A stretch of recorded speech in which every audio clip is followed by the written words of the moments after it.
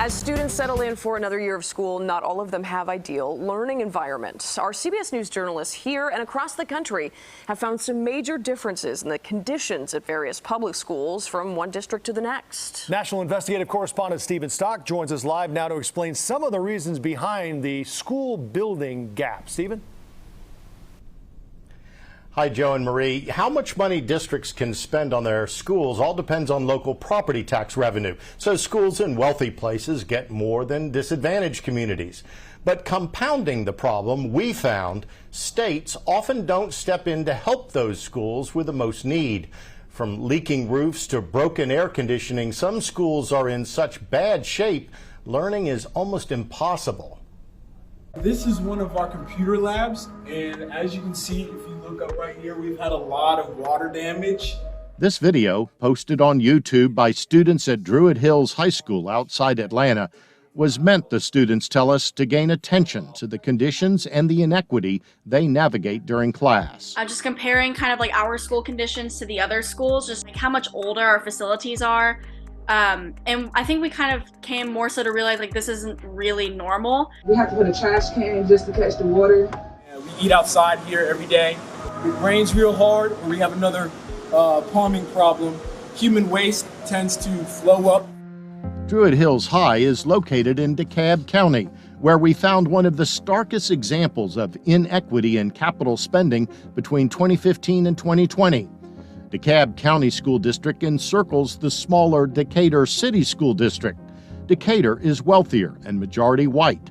Compare that to DeKalb, which has 6 times more students in poverty and 3 times more students of color. Decatur spent about $3,500 per student on buildings, DeKalb just under $1,000.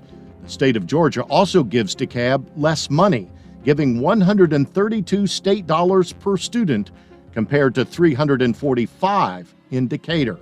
That's nearly 3 times as much money going to children in the wealthier, less diverse district.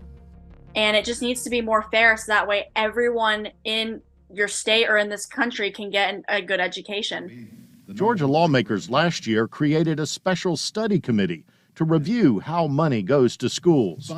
But after just 4 public meetings around the state, they concluded their work without doing anything. It was a disappointment. State Senator Nan Orrick sat on that study committee and was upfront about their failure to act.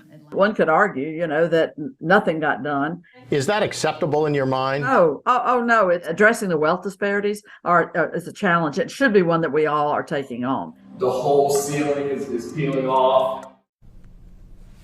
And it's not just Georgia and not just the South. We found these disparities across the country, including, yes, there in the Chicago area. Coming up tonight, we take you to another state where they're working on a solution, including a sales tax on digital products like music and streaming to help improve disadvantaged schools. We'll see you later with that story. Joe, Marie? We look forward to it. Stephen, before you go, we wanted to ask, in watching that clip, we wondered, why these disparities are allowed to happen. And we're curious if any states specifically are working to make this funding more equitable.